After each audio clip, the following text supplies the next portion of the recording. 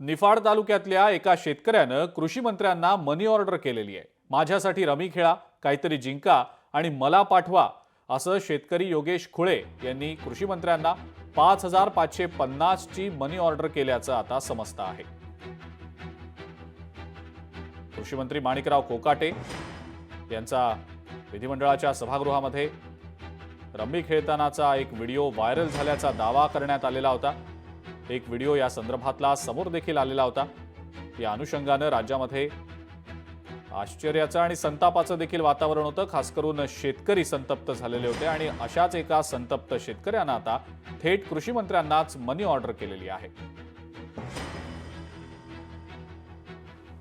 राज्याचे कृषी मंत्री संसद भवनामध्ये शेतकऱ्यांच्या समस्या सोडून जंगली रमीवरती त्यांचा खेळण्यात टाइम व्यस्त करत आहे।